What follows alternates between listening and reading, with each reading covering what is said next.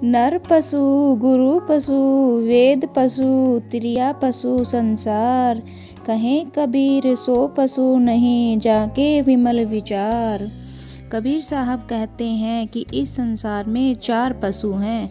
ये चारों पक्के पशु भीतरी आँखों से अंधे हैं। वे बाहरी आँखों से देखते हैं और अंधों के समान समझे जाते हैं। ये चारों पशु मूर्खता तथा नासमझी के खूंटे से बंधे पड़े रहते हैं। नर पशु पशु रूपी वह मनुष्य है जो बिना जांचे किसी के कहने से विश्वास करके उसके पीछा करते हैं। जैसे किसी ने कहा कौवा तेरा कान लिए जाता है तो वो कौवे के पीछे दौड़ते हैं। नर पशु मन में ये नहीं सोचता कि उसके कहने से मैं क्यों विश्वास करूं, कान तो मेरी देह में है। पर वह कहता है अमुक मनुष्य जो कहता है उसकी बात मिथ्या कैसे ठहर सकती है। इसी को हम एक दृष्टांत के जरिए समझाते हैं। एक राजा था, उसके पास एक बड़ा श्रेष्ठ बुद्धिमान मंत्री था। वो राजा तो मूर्ख तथा नर पशु था। उसके मंत्री का नाम मृत्यु था। इस मंत्री से समस्त दरबारी महान शत्रुता रखते थे।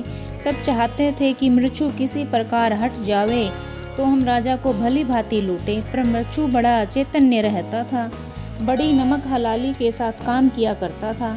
राज्य में किसी प्रकार की बाधा उपस्थित नहीं होने देता था।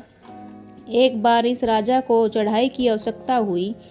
वैरी राजा का दुर्ग बड़ा दृढ़ था कि उसका टूटना दुष्कर था। तब समस्त कर्मचारियों ने सलाह की कि इस अवसर पर मृत्यु को भेजना उचित है। जिसमें वह वहां जाएगा तो निश्चय ही मारा जाएगा। सबों ने मिलकर राजा से कहा कि ए राजा, आप इस युद्ध में मृत्यु मंत्री को भेजो तो वह दुर्ग को जीत लेगा।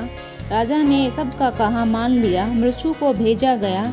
लड़ भिड़ कर मृत्यु ने उस दुर्ग को जीत लिया। समस्त वैरी अधीन हो गए। तब मृत्यु के वैरियों ने आपस में परामर्श किया कि अब तो मृत्यु विजयी हुआ। इस राजा के सामने उसकी बड़ी मान मर्यादा होगी, हम लोगों का निरादर होगा। इस कारण अब कुछ धोखा करना चाहिए। तब इन सबों ने आकर कहा कि महाराजा, मृत्यु तो मारा गया, हम लोगों ने दुर्ग को विजय कर लिया, मृत्यु भूत हो गया। राजा को इस बात का विश्वास हो गया। उसने मृत्यु के स्थान पर दूसरा मंत्री रख लिया।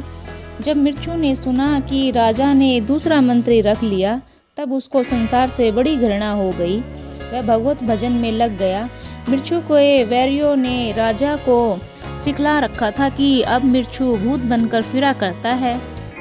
यदि वह आपके समीप आवे तो उसको कदापि न आने देना, उसको देखकर भाग जाना। कारण यह है कि जो कोई उसके समीप जाता है उससे वह चिपट जाता है। यह बात राजा के मन में भली प्रकार बैठ गई।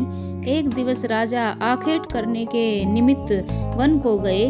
मृत्यु एक पेड़ के नीचे बैठकर भगवत भजन में लीन था।